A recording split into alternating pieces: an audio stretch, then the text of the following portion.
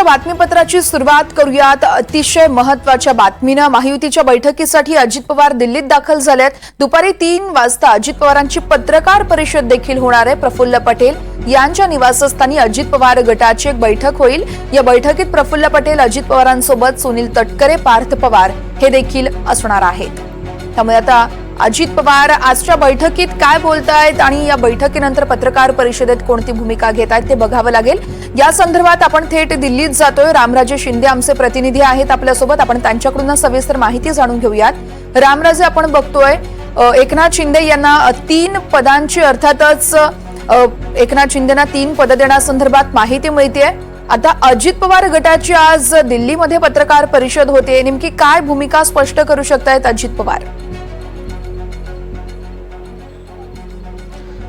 बिलकुल, दिल्लीमध्ये घडामोडी सुरू आहेत। 2 बैठका दिल्लीमध्ये आत्ताच या क्षण चाललेल्या दिसत आहेत। एक बैठक म्हणजे की माझ्या पाठीमागे प्रफुल्ल पटेल यांचं निवासस्थान आहे, हे दिल्लीमधलं रकाबगंज रोड येथील, आणि तिथे अजित पवार आहेत, प्रफुल्ल पटेल आहेत, सुनील तटकरे आहेत आणि त्याचबरोबर पार्थ पवार सुद्धा आहेत।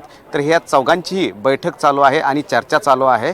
आणि दुसरी जी बैठक आता नुकतेच पार पडली ते म्हणजेच की पंतप्रधान नरेंद्र मोदी आणि राष्ट्रीय अध्यक्ष JP नड्डा यांची ही बैठक झालेली आहे आणि यामध्ये महाराष्ट्रातील मुख्यमंत्री पदाच्या संदर्भामध्ये सुद्धा चर्चा झाल्याची माहिती मिळते। त्यामुळे एकीकडे भाजपची बैठक आणि दुसरीकडे महायुतीमधील राष्ट्रवादी काँग्रेसची बैठक ही आता सध्या सुरू असल्याचं आपल्याला दिसून येते। आणि या बैठकीनंतर अजित पवार हे पक्ष कार्यालयामध्ये जाणार आहेत आणि तिथे 3 वाजता पत्रकार परिषद घेणार आहेत आणि पत्रकार परिषदेमध्ये सर्व प्रश्नांना उत्तर देणार आहेत। आणि त्यानंतर मग संध्याकाळी 6च्या सुमारास एकनाथ शिंदे हे दिल्लीमध्ये दाखल होणार आहेत। त्याच वेळेस देवेंद्र फडणवीस सुद्धा दाखल होणार आहेत आणि रात्री 8च्या सुमारास दिल्लीमध्ये अमित शहा यांच्या निवासस्थानी ही बैठक होणार आहे। 3ही नेते उपस्थित असणार आहेत आणि मुख्यमंत्री पदाच्या नावावर याच बैठकीमध्ये शिक्कामोर्तब होणार असल्याची आपल्याला माहिती मिळते।